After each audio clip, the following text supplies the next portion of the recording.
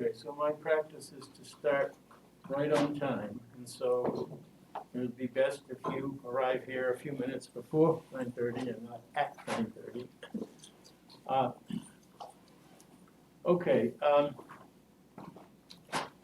first of all, as you know, this is the first in-person class, and it's quite a production system. We have camera for the board for people who are remote. Hopefully, very few people will be remote, but even today I got email from one of y'all who has tested, or has just had a test, having been exposed to COVID.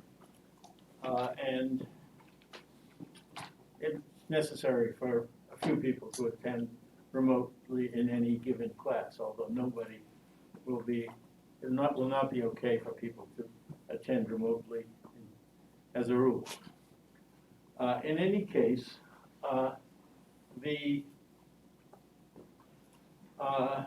this production requires that everybody be helpful in saying when something's not working. If you are here in class and you can't see something or you can't hear something, please interrupt and tell me what the problem is and we'll make it better. If you are hearing remotely, you fail to be able to do that, I guess what I think we should do, there will be one of the LAs here running the system, and I'm going to ask them to distribute their cell phone numbers, if they're willing, so that you can text one of the LAs and say something's not working in the system. Okay, there'll be different camera people among the LAs in different classes, so I'll have to announce at each class which one of them is the right one to send such information on. If you have a question here in class, please ask it. And as I've said, I want you to interrupt with questions. Raise your hand. I will make, some writing errors on the board. I'll get a subscript wrong or something or another, and I want you to correct that. If you're remote and you have a question, please raise your virtual hand. The camera person will be monitoring raised hands and will tell me that there is a question, and then you will be able to pose it. Any other questions about the general production process? Okay, I want to start first by a bunch of announcements. First is office hours. While the class is going to be in person, my office hours will continue to be virtual until further notice. The LAs will have office hours. The deal, as I explained before, but want to re-explain, is that questions you have about the substance, the math, the algorithm choices, the interpretation of the homework, those kinds of things are to be posed to me. However, questions on MATLAB, why is my MATLAB program not working? Why is it coming back with an error of some kind? How does this MATLAB command work? Those kinds of questions about the coding in MATLAB are to be posed to the LAs. Okay? Any questions about that?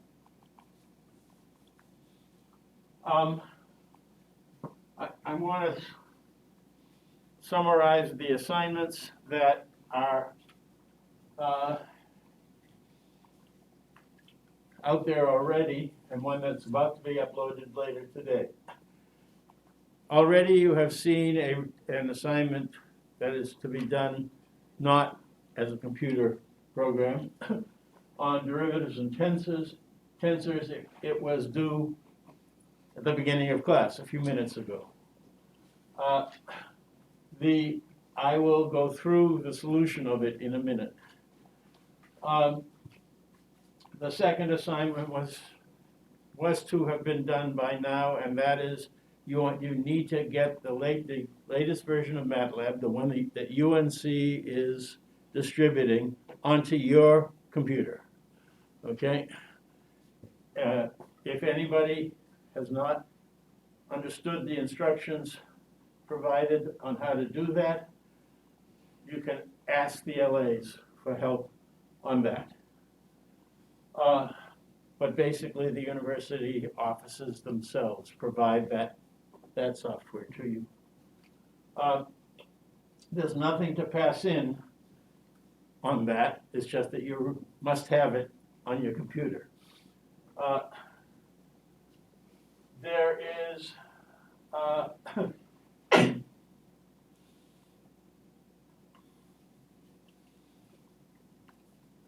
also an assignment that makes sure that you can actually simply use MATLAB with images.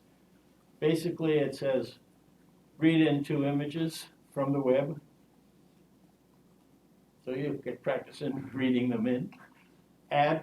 Make sure that they're the same size. Add the 2 images. So you can do some simple operation on images. And display the result.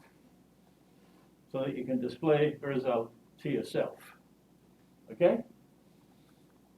Again, nothing to be passed in. It's something that you need to have done to make sure that you are at least that fluent with MATLAB.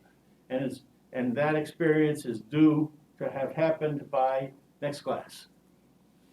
Okay?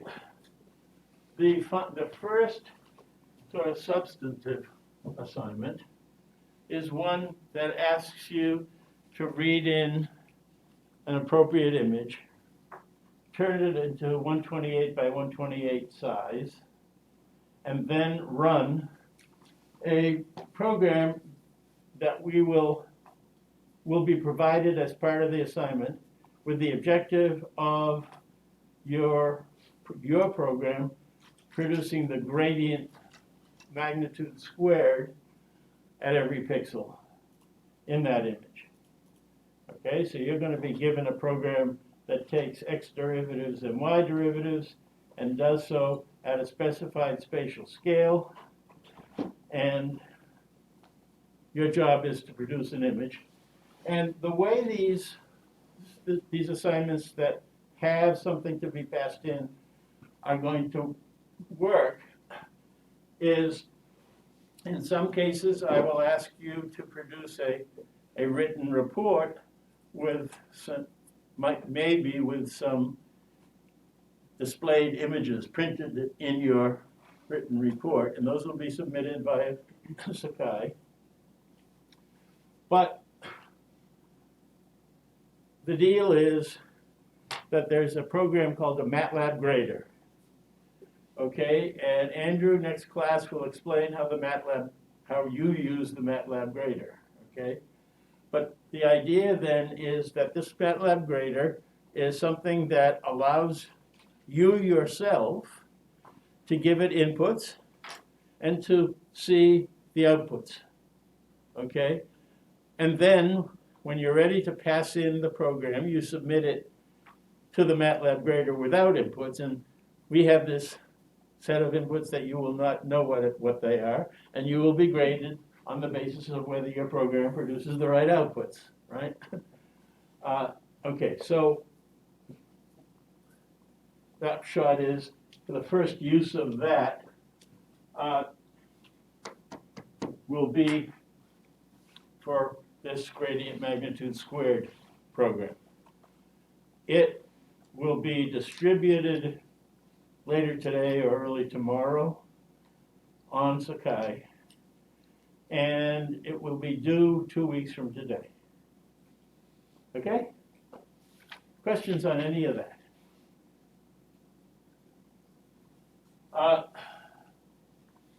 Okay, that's the end of announcements. Any questions on administrative things or on substance things? Okay, everybody understands everything really well so far, I hope. Otherwise, you should have asked a question. Okay, I am going to erase this.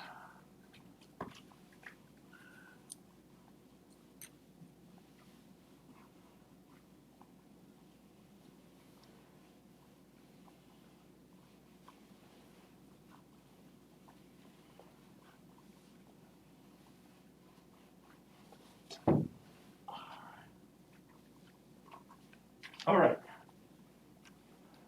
Next. I hope many of you already know what a directional derivative is.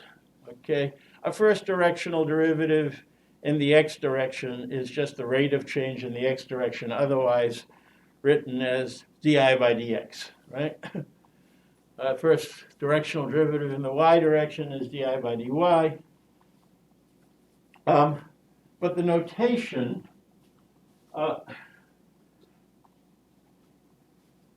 this notation here, d super 1 sub u of I, means the first directional derivative in the u direction, the rate of change of image intensity as you vary your position in the image along the u direction from a position x at which it is to be applied, and typically you want the value at every pixel position. So you get an image of d sub 1 of u of I.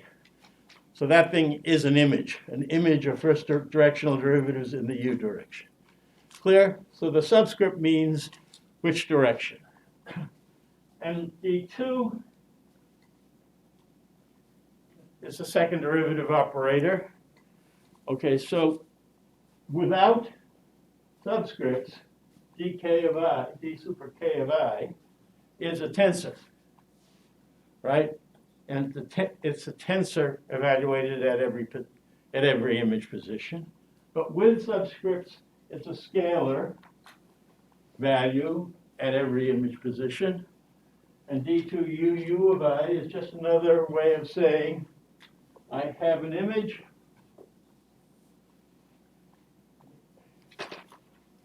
and I'm at some position and I have some u direction, which is a unit vector, and I'm interested in the second derivative of intensity as it varies along this twice in the u direction, sub uu, right? And so d2 uu, where the direction vector is 0, 1, meaning the pure y direction, is simply d2i by dy squared. Be careful. Unfortunately, MATLAB is set up to do matrices, as the name implies, MAT, matrix laboratory. It's about matrices, and matrices are numbered from top to bottom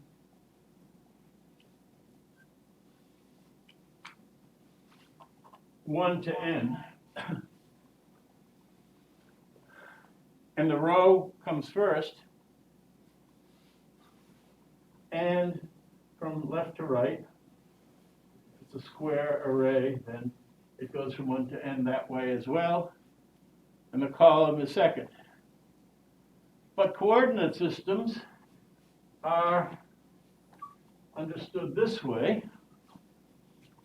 and x comes first, and y comes second.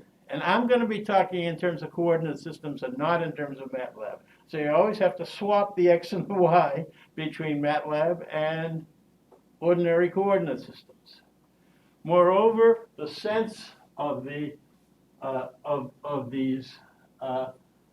it's okay for the x variable. For the y variable, math has that direction of change. Increasing y goes up, okay? And I'm going to be talking in terms of the math convention, so you always have to turn that around.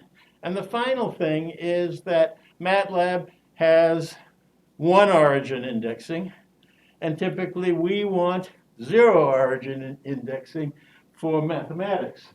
So for math, we want this place down here to be 0 and not 1. And this guy up here will be n minus 1. Right? So all those, you got to be careful. I'm always going to be talking in my lectures on the math conventions, but you programs are going to have to deal with the fact that MATLAB has this thing all turned about because it's set up for arrays and not set up for images. Okay? Questions about that? Okay, so 0, 1 for an image in my case is the pure y direction, even though in MATLAB 0, 1 would mean something in the x direction. Sorry for the confusion. Two different communities didn't get their act together. Okay, so the second derivative, d super 2 of I in 2 dimensions is a 2 by 2 matrix, a 2 tensor. d2i sub uu is second derivative of I twice in the u direction. d2i sub uv is mixed derivative. Essentially take the first derivative in the u direction and the second derivative of that in the v direction. Right? And it's the way math works, d2 sub uv is the same as d2 sub vu. Right? It doesn't matter which order you get. Any questions about all this? Okay, so finally let's talk about the scalar image. Okay, so this guy here, d3 sub I of u1, u2, u3, is a third derivative in the u1, u2, u3 direction. Sorry for this dot that's in here. I don't know, it got stuck in there and it's in a photo and I haven't, it's a typo. In any case, so the question is that scalar image is got by using the tensor d3 of I. So here we have d3 of I, which in 2 dimensions is a 2 by 2 by 2 array. In 3 dimensions is a 3 by 3 by 3 array. Right? In order to turn a tensor into the derivative, you have to multiply the tensor by the directions. And here the 3 directions are u1. Okay, so let's say this is 2 by 2 by 2. And we're going to multiply that by u1. Put it here. Doesn't matter the order, it turns out, for derivatives. And u1 is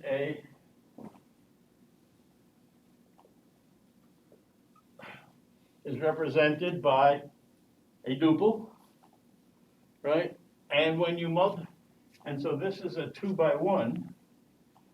And the rule is that when you multiply a tensor times this has to agree with that, and they cancel. Okay, so the result of this is, so far, is a 2 by 2 tensor. All right? Started out with a 2 by 2 by 2. After you multiply by 1, you get a 2 by 2 tensor, which can then be multiplied by u2, which is also 2 by 1.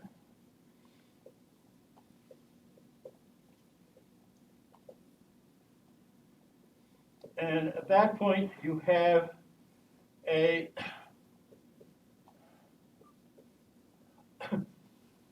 2 by 2 times a, 2 by 2 times a 2 by 1 gives you, this guy is 2 by 1, gives you a 2 by 1. And a 2 by 1 is an ordinary vector, right? It lowers the order of the tensor by 1 every time you multiply by a vector. Okay, and the final thing you want to do is to multiply by U3. But U3 is itself 2 by 1.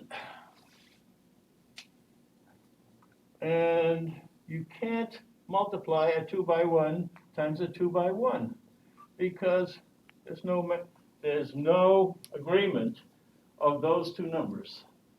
So you have to turn the vector on its side to make it by transposing it and pre-multiplying it.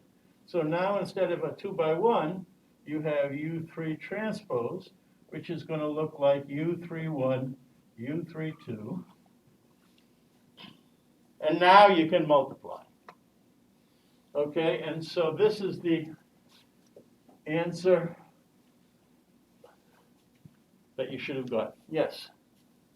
But you could have also done 2 transposes on the left and 1 on the right. Yes? Okay.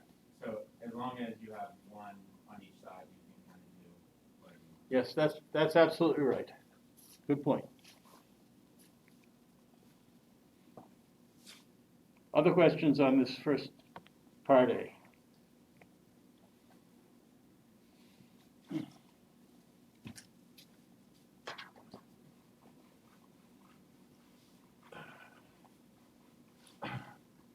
Part B. The third derivative twice in the x direction and once in the y direction. That's what that d3i dx squared by dy means. And so I have been calling and will continue to call the ex vector to be 0, 1 in 2 dimensions. 1, 0 in 2 dimensions, or in 3 dimensions, 1, 0, 0. The unit vector purely in the x direction, which is the first entry.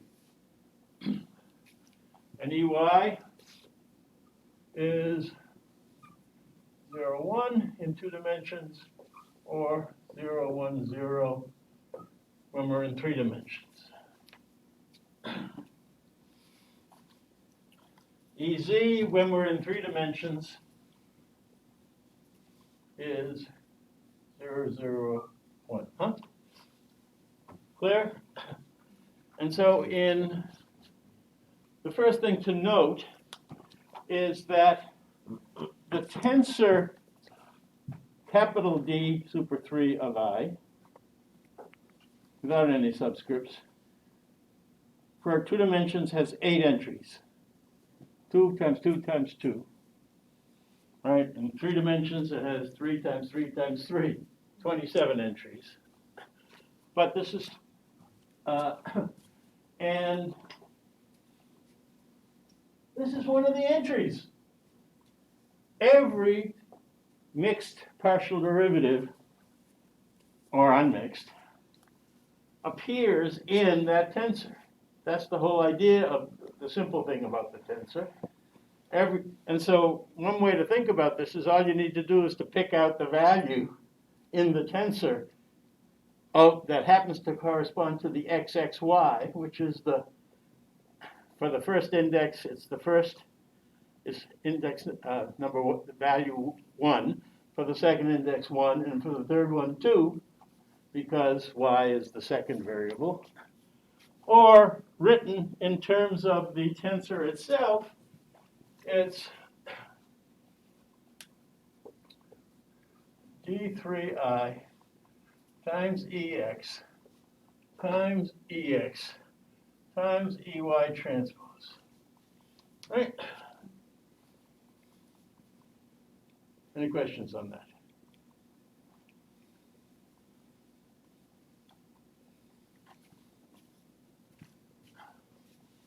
this guy pulls out all the things with the first index 1. This guy, the first index 1 in another direction within the tensor, and this guy pulls out the value of those two with the index 2.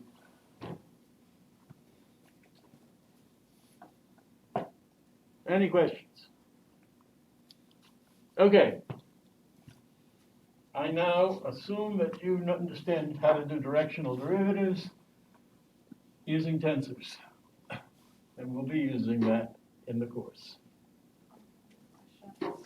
Yeah. So for that one, what about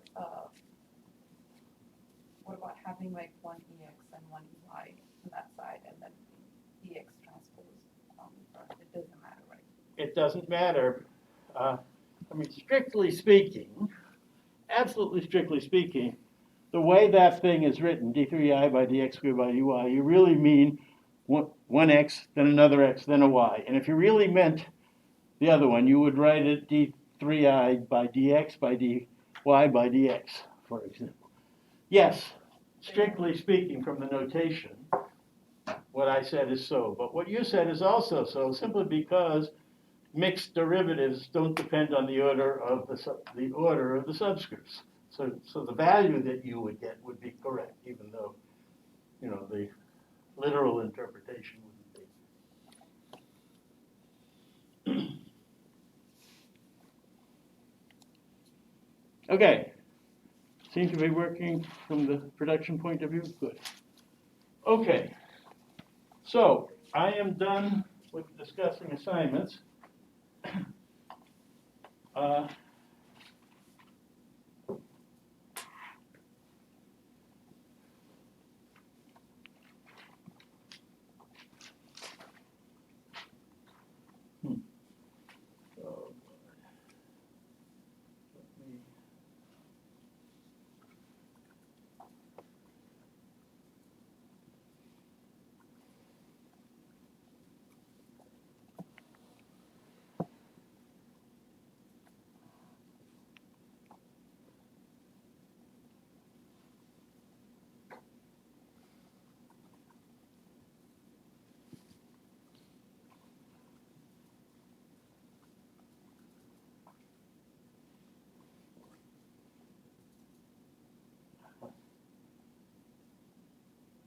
Okay, so now we're going on with lecture material.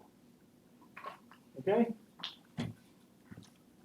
So what I said last time was you're used to the idea there being basis vectors in a vector space, and that you can write any vector in that vector space as a linear combination, a weighted sum of those basis vectors. And the same goes for images. We're going to have basis images, and we want to write an arbitrary image, any image, as a linear combination of those basis images. And so this begs the question, well, what basis images should you use? Because there are an infinite number of possibilities. Okay?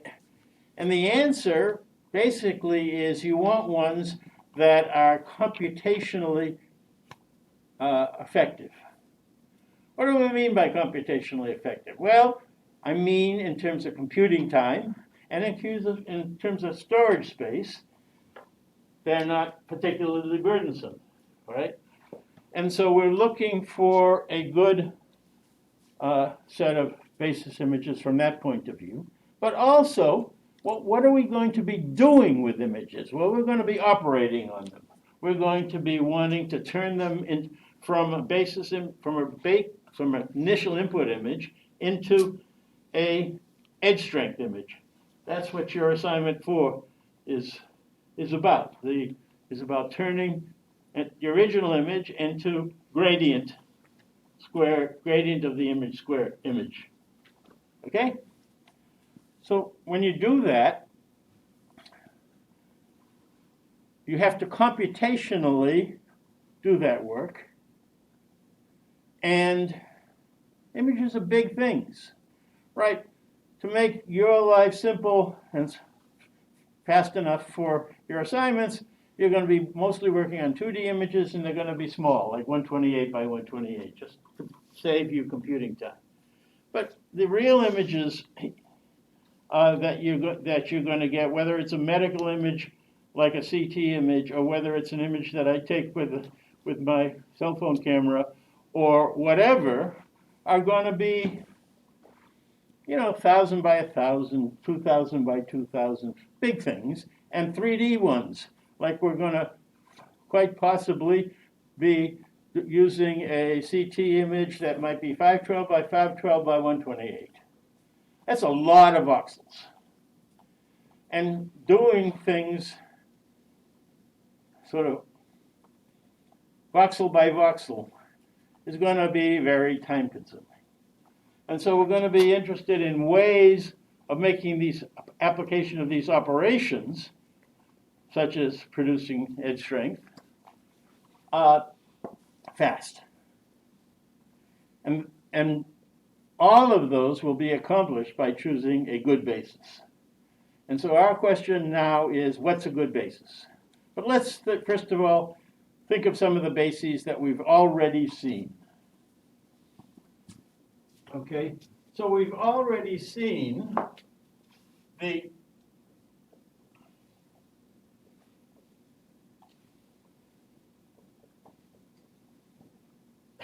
Taylor series that says I have a very good approximation of my image in terms of various derivatives of the image, right?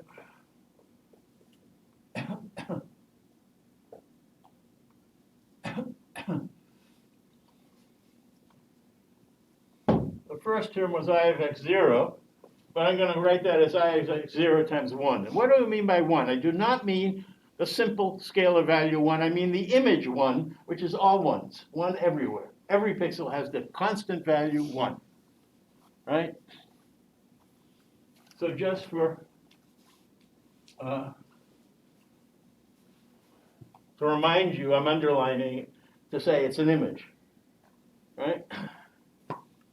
And the next term was 1 over 1 factorial di by dx at x minus x 0 y minus y. I'm sorry, I had this wrong. At x0 times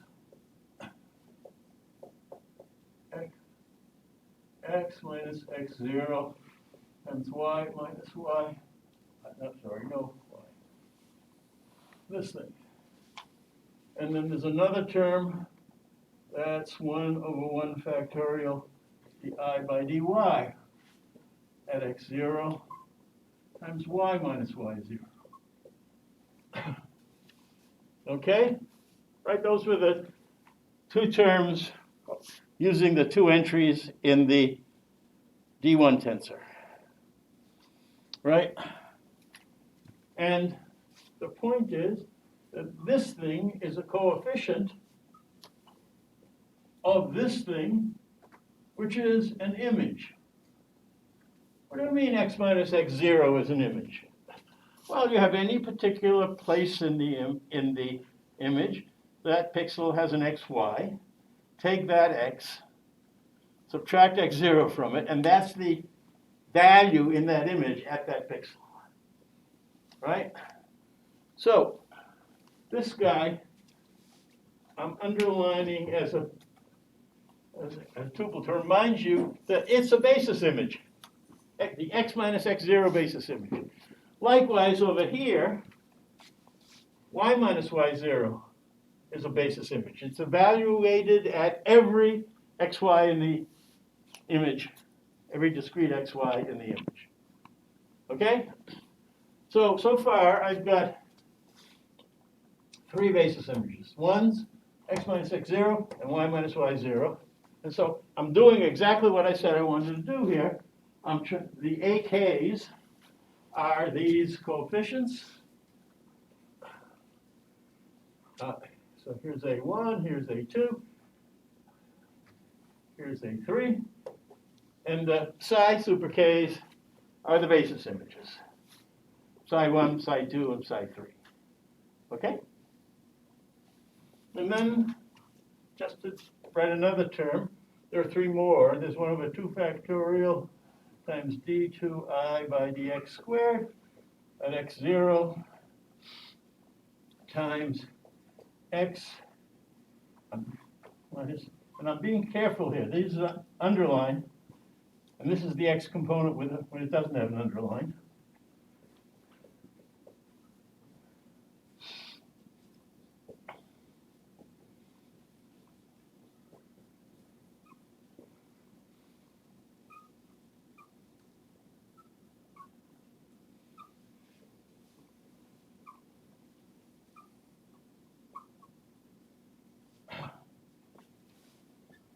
Sorry, taking me so long to write this down.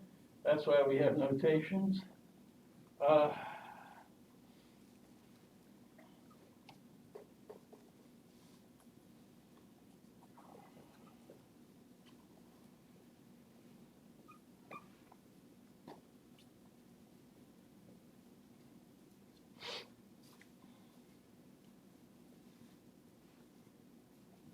Told you I was going to get some things wrong. Someone might already have caught that for me.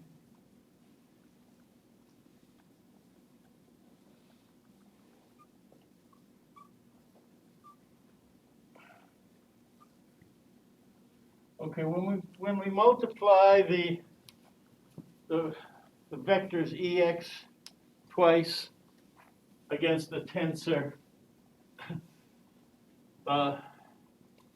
the term that uses that first element turns out to be that. It's really easy to notice. You have 2 x's here, then you have 2 x's there in the polynomial.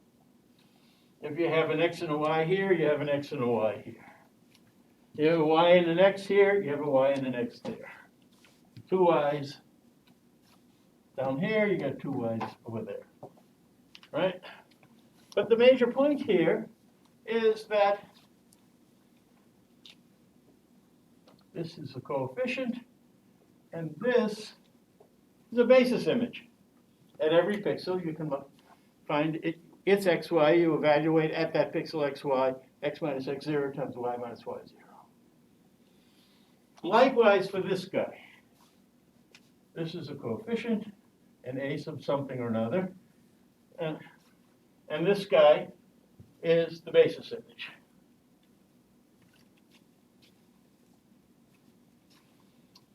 Here, wait a second, those are just the same value, right? The mixed partial is the same. D2 by dx by dy is the same as d2 by dy by dx of I. And x minus x0 times y minus y0 is the same as y minus y0 times x minus x0. So if I wanted to, and I will want to, I'm going to put a 2 in front of this and throw this away. Right, I had 2 of them.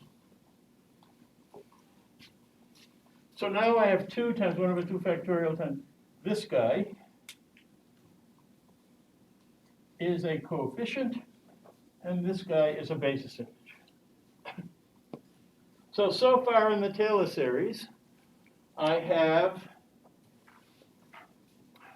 1, 2, 3, 4, 5, 6 basis images, right? How many do I need to get this to work exactly everywhere? And the answer is, I need the same number as the values that I have in the image.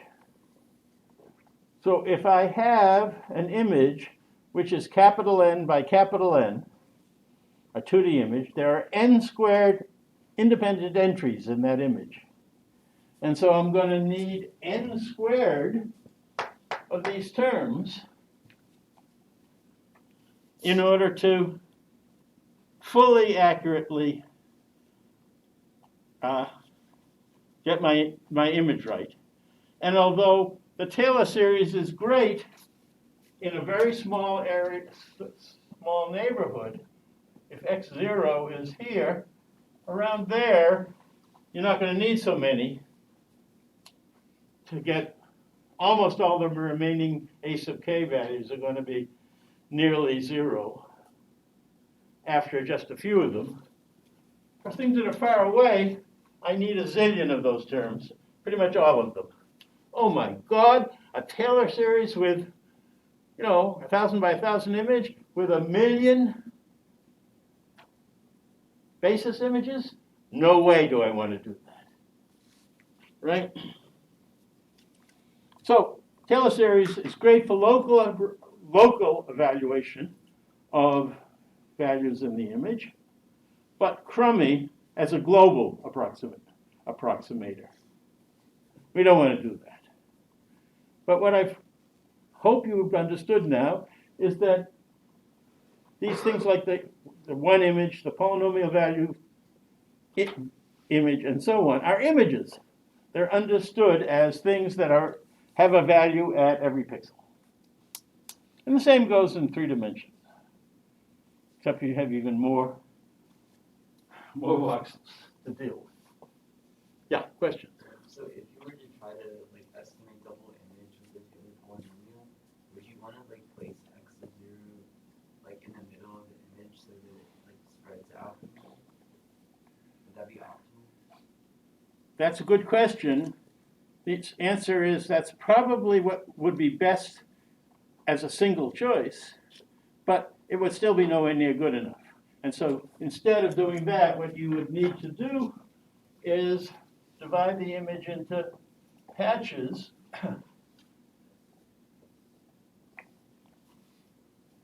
And for every patch, have an x0 at the center of that patch. And use a different Taylor series for every patch. We will later be talking about patch-wise approximations, and we'll see that even that's not such a wonderful idea.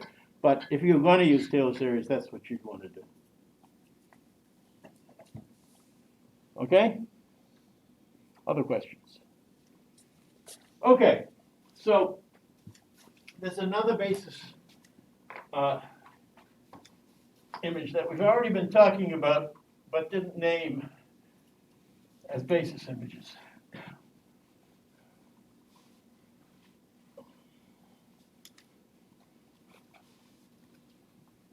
And these are what are called the delta K images. And there's simply a matter, you find the kth pixel. Okay, and I'll number the pixels, for example, 1, 2, 3 up to n, and n plus 1 up to 2n, and so on. So I know what I mean by the kth pixel. And at the kth pixel, I'm going to have a 1, and everywhere else, I'm going to have zeros. Right? It's just like this unit vectors that we had with all zeros and a 1, right? The E sub z vector in 3D was 0, 0, 1. It had 2 zeros and a 1. The EY in 3D had 0, 1, 0. It has a 1 in the second place. But now it's images that have only a 1 in 1 pixel. Okay? Well, if I multiply ik times this image, I get the image all zeros and ik in that same pixel, right? Where ik is just the value of the kth pixel in the image. And if I do that for every k,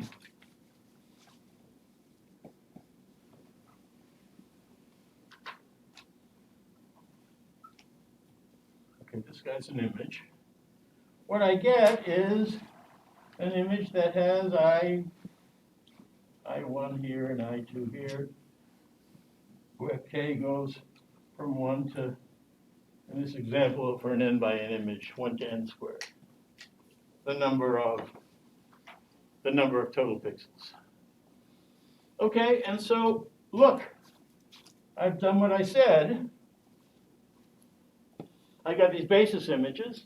I've got coefficients of them, these little AKs that are here. The coefficients are just the image values themselves. They're really easy to compute once I know what an image is, right? I just pick it out from the image. And so this is a great one way to understand basis images. These delta K provide basis images.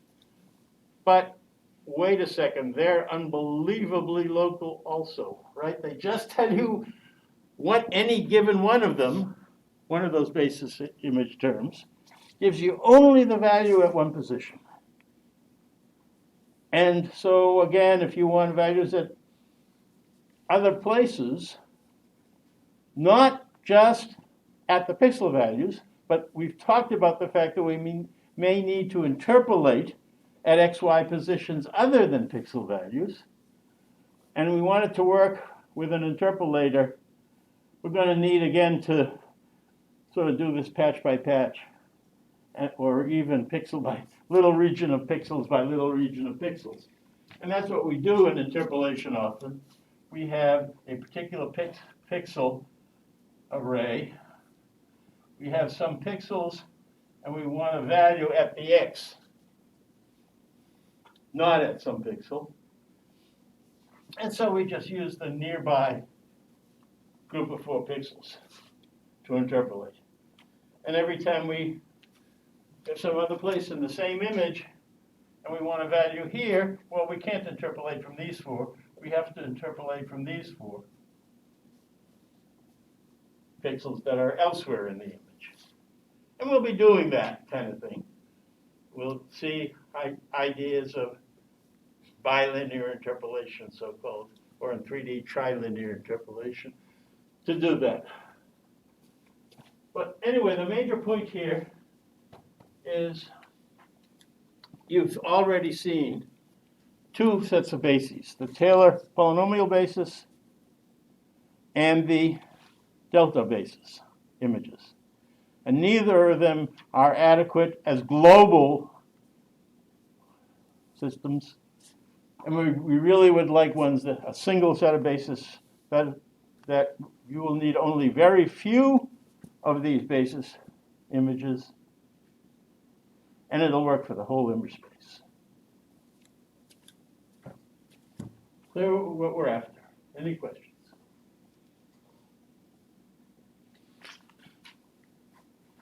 So this is, I've already said what's on this slide.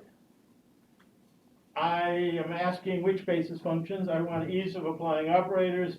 I want to be able to handle different levels of locality, different levels of detail. And I want to be able to do things that are good for hairs, that are good for faces, that are good for whole bodies, that are good for noses, in pictures of humans that you might take with your camera, right?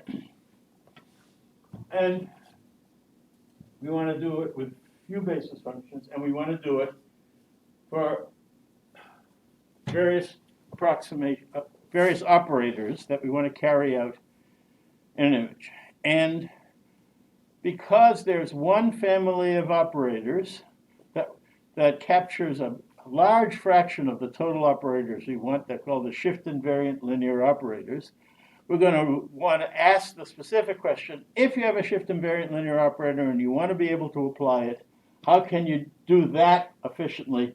What basis image set should you choose? Okay, and that's what we're going to be spending quite a number of the next few lectures on.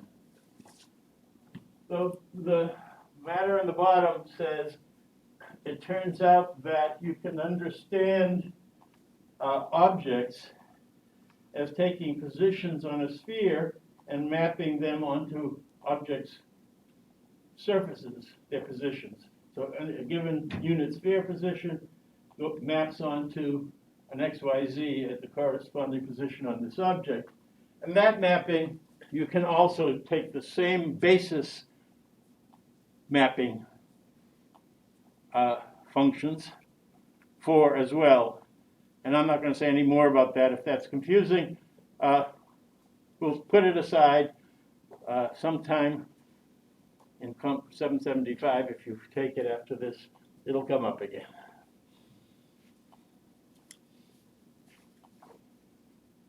Okay. I don't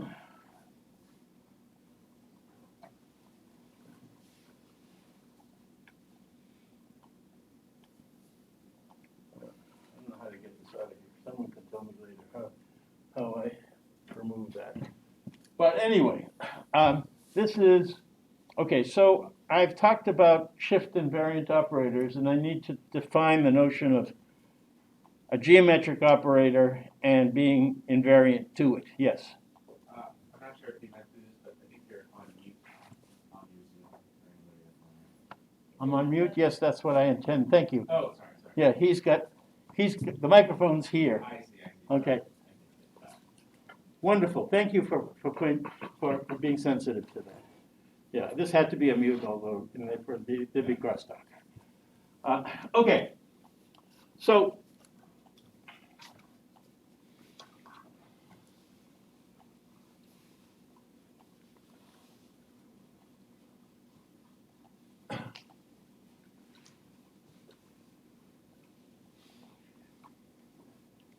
if we have a particular image, here is a picture of somebody. And let's say the background is blank. And now we had a different camera and we take the picture again, but it's the same thing except for the fact that, sorry, it didn't look quite the same, but it's intended to be the same person in the same pose.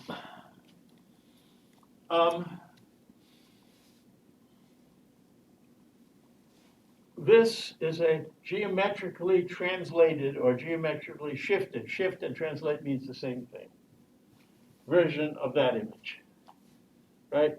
So if the translate operator is G, if this is I, this is G applied to I, right? And if instead the camera was not only shifted but rotated, okay, so it's the translation and rotation geometric operator G. Okay?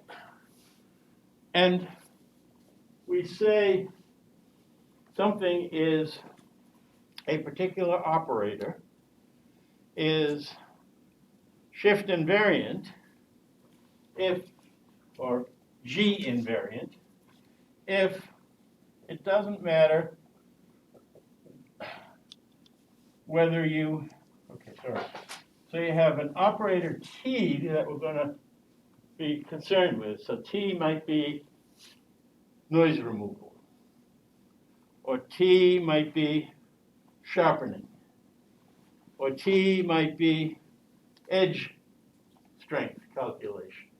So it's something we want to do on our image. And what it says is, if I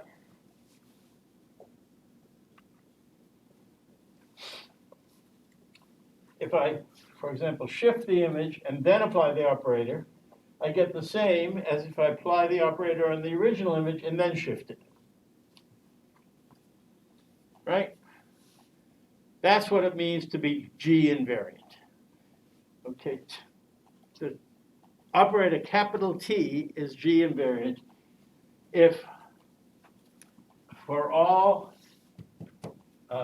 versions of this capital G, like all possible shifts, this is true. Or equivalently, what we're saying, TG is GT, which is, if I apply G inverse, I get G inverse T. G is T. Which is to say, I can shift, if G is shifting, I can shift, then apply the operator and shift back. And that, I'll get the same result as if I only applied the operator directly. Okay? Yes. Is that supposed to be like dot product?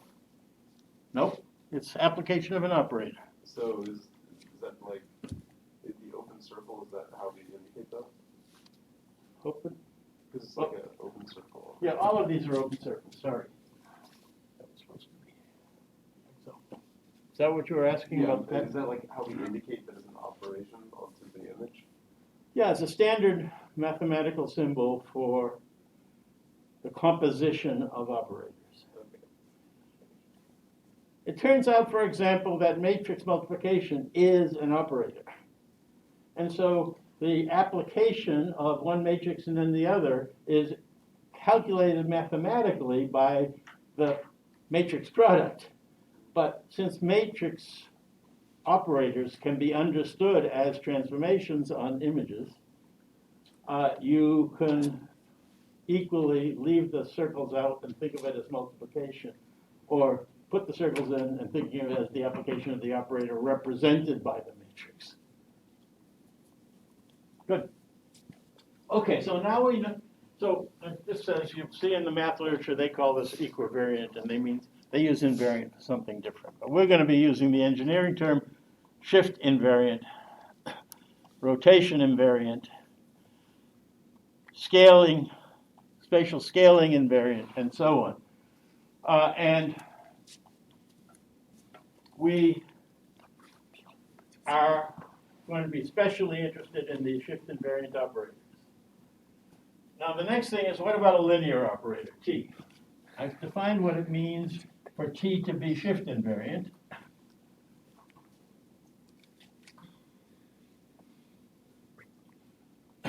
If we have two images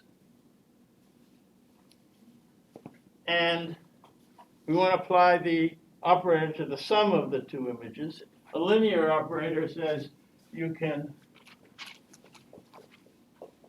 apply the operator to each of the images and add them up. Also, scalar multiplication, if I have an image whose pixels are simply all alpha times the i's original pixels, the alpha comes out. If for all I and j that holds, that's called a linear operator. Okay? We're going to be interested in operators that are both linear and shift invariant. Linear shift invariant operators. And what we're going to be investigating is, when we want to carry out a linear shift invariant operation, how can we do it efficiently by choosing a good basis set of images? I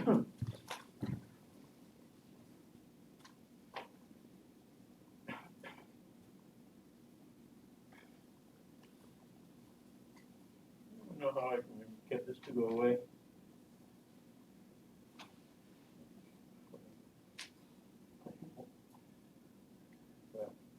Try pressing Alt. Try pressing Alt. Alt? Yeah. How that works is fine. Yeah, I'm Alt. not sure what bar your screen sharing. Press Alt to show how hide meeting controls. I did. It doesn't work while your screen sharing. Okay, yeah, exactly. That's my problem. Is all this stuff that works when I'm not screen sharing. Okay, anyway. So we're after basis functions for linear operators. In a moment, we'll talk about shift invariant linear operators. But this is for any linear operator at all. That includes the linear shift invariant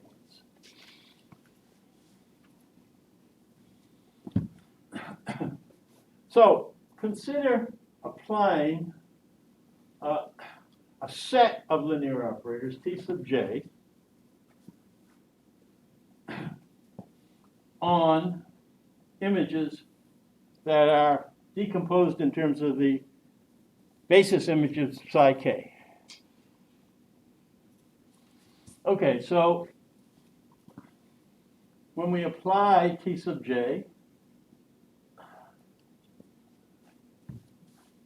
to I, we get j sub j. And j sub j is an image itself, and it can be written in terms of the same basis set.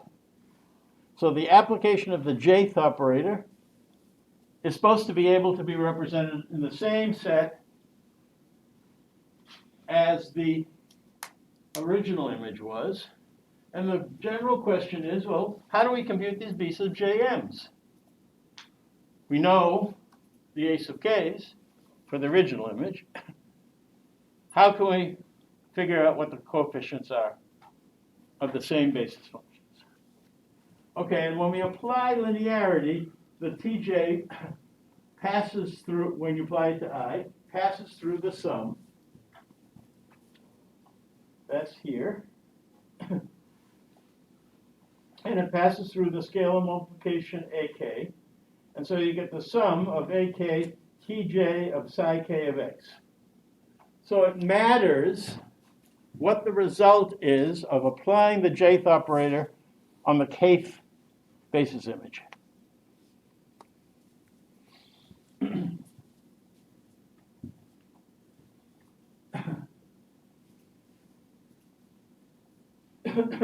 So now let's consider what the values are of applying the tj on the basis images.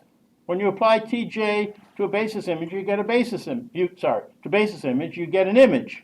And that image can be expanded in terms of the basis images. Everything, the whole idea of a basis is that any image at all can be expanded in terms of the basis images.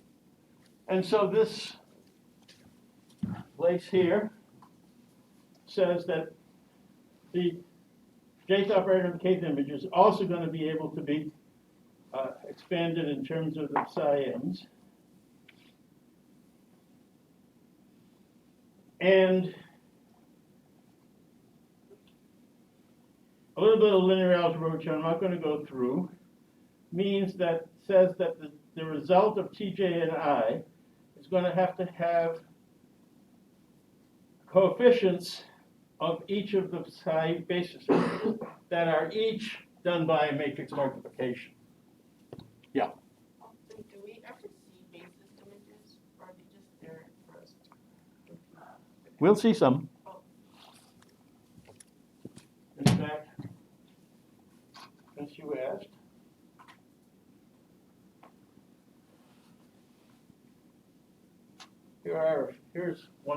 here's an 8 by 8 set of basis images on the left and a different 8 by 8 set of basis images on the right.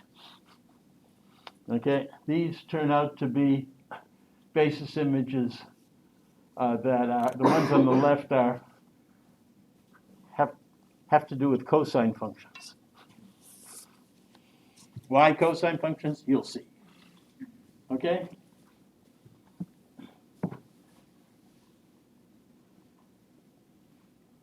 I love questions like that. Okay, so we'd rather not have to do a whole matrix multiplication when you realize that we're talking this, these m's and j's and k's are all things like a million, run over a million. So we're talking about a million by a million matrix multiplication for each separate j, for a million j's, or not a million j, maybe even only 100 j's or 20 j's, but fine. Some multiple of trillions of operations. Rather not do that, right? The problem is that when you're applying an operator to a particular basis image, you get coefficients of every other basis image that are non-zero. And that's very painful. We say there is crosstalk. The application of T of a shift invariant linear operator to a basis image gives you not only so much of that basis image, but a bunch of non-zero values, far from zero value coefficients of all of the other basis images, right? And boy, wouldn't it be nice if we could find a set of basis images where when you apply the operator to that basis image, all you get is a different multiple of that same basis image. No crosstalk. The kth basis image, you apply the operator to the kth basis image, and you get a multiple of the kth basis image itself. Okay? So,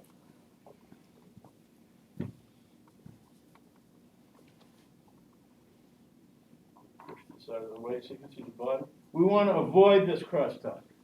Instead of having to do matrix multiplication with a different C super J matrix to get the VJs for every A, where CJ is an enormous matrix, we would like to avoid crosstalk. That is to say, we would like not to have to do this matrix multiplication. We'd like to avoid this crosstalk. That is to say, we would like it so that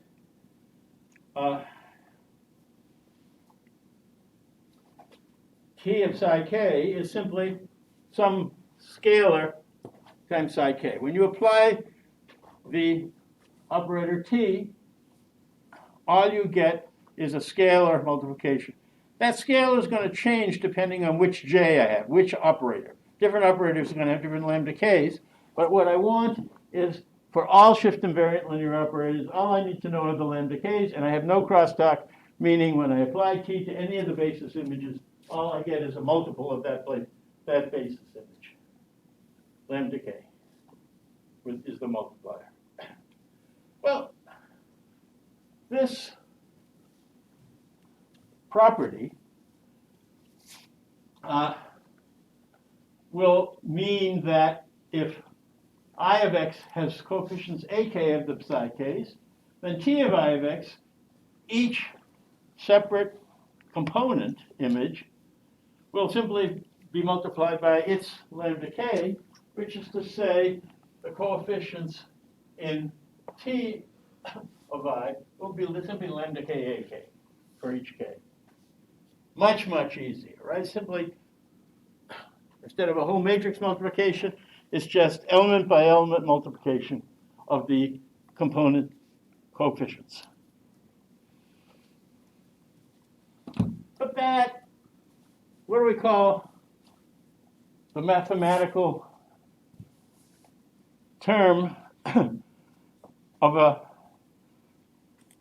basis image that has that property? When you apply the operator, you get a multiple. Well, that's what we call an eigen, in vector space an eigenvector, but here an eigenimage of the operator.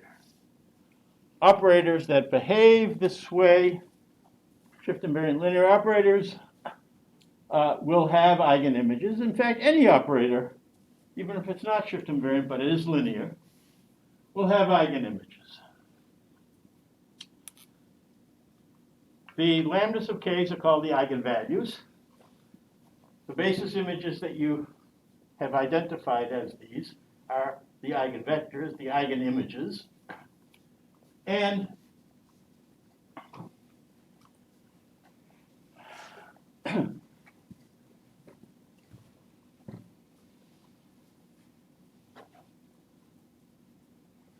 problem is every operator not only has its own eigenvalues, the lambda k's, but it might be that every operator has its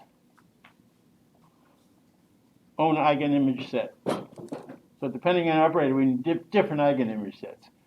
The beauty is that shift invariant images all have the same eigenimage set, right? And they turn out to be the sinusoids, things that involve sines and cosines, right? So we're after eigenimages, and as long as we're in the shift invariant set, we will be able to once and for all know what these eigenimages are, what these basis images are. They'll be the eigenimages.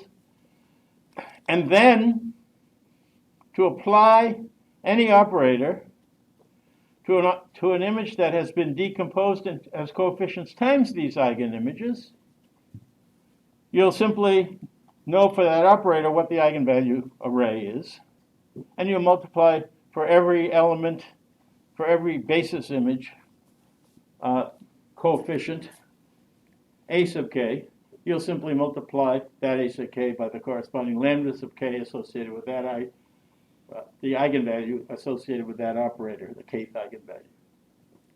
Okay? The last line in the bottom says what I already said. That is to say, while the eigenvalue set will be different per operator, the eigenvector set, the eigenimage set, will be the same no matter which shift invariant linear operator. Questions?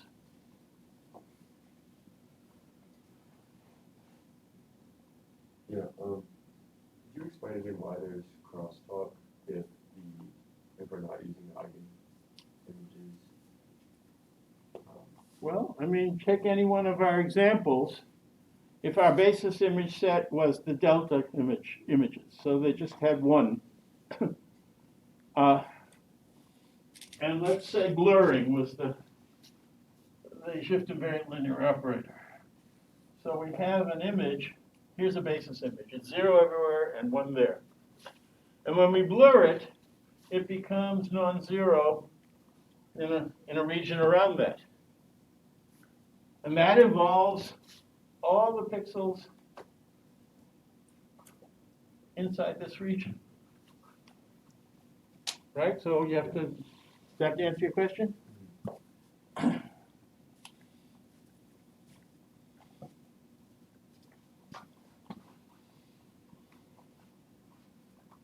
And the same thing goes, I mean, so for example, you apply t to the x minus x0 image, which is a basis image for a Taylor series. And what you will get is not something that's simply a multiple of x minus x0. It will involve y minus y zeros and x minus x0 squareds and lots of other of the basis polynomial images.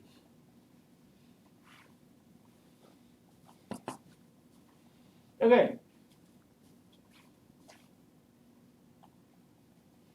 So,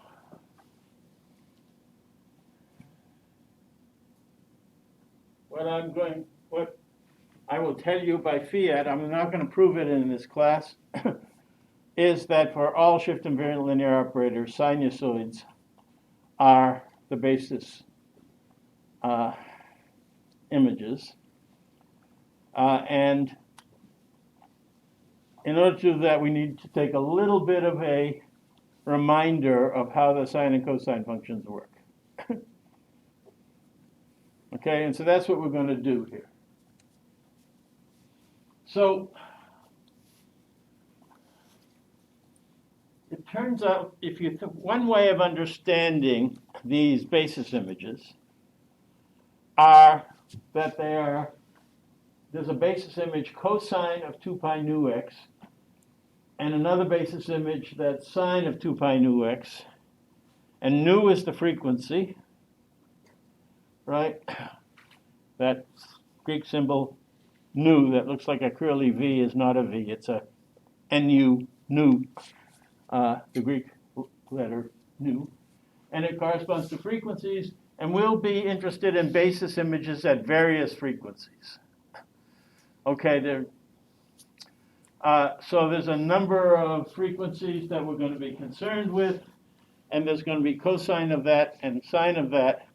And so the number of basis images in one dimension, okay, this is for one dimension, just x.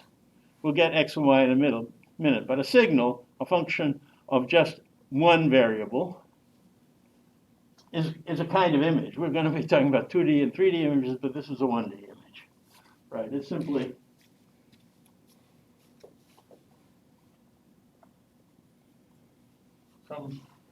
that's an image, right? This is I of x. This is x. All right? So if we had n sample points here, we're going to need a half of n over 2 sines and n over 2 cosines. That is to say, n over 2 different frequencies to get a full set, to be able to represent the n values, right? And that's what we're going to be talking about. But now let's talk about what the application of T, a shift invariant linear operator, is to just the two basis images at frequency nu. That is to say, the cosine 2 pi nu x and sine of 2 pi nu x. And the thing about this non-crosstalk is that when you apply something at the same frequency, the output doesn't change the frequency. There's no component in other frequencies. That's what makes it an eigen property. Okay, it's not quite no crosstalk. There's crosstalk between the cosine term and the sine term, but there's no crosstalk with all the other frequencies. The image. Okay, but a little bit of trig says that you can write a cosine plus b sine as a squared plus b squared to the half. That's what a comma b with vertical bars, absolute value bars on it means. A squared plus b squared to the half times pure cosine at that frequency with a so-called phase change, phi sub AB, where phi sub AB is tan inverse of the ratio b to a. Okay? The main point then is that we can understand the result as CD magnitude cosine of with a different phase change. And if we're going to be able to talk about the ratio of a squared plus b squared to the half, well, of c squared plus d squared to the half to a squared b squared half, and you get what's called the magnitude multiplier, which is part of the eigenvalue multiplication. And we also get a phase change where the phi sub CD is going to turn out to be phi sub AB plus what's called a phase shift. Just a particular value that is added to the phi sub AB to give you phi sub CD. So this is what happens. So when we put in a sinusoid of some frequency, which is a combination of a sine and cosine of that frequency, what you get is a sinusoid of the same frequency, but with a magnitude multiplier and a phase shift. And so we're going to end up with two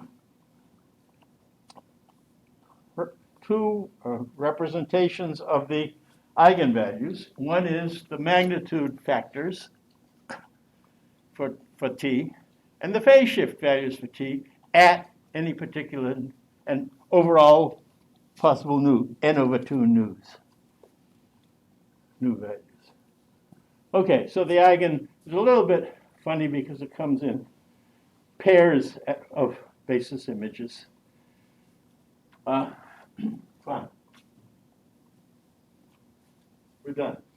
It's time to stop. Let me just tell you where I'm going, and we will stop.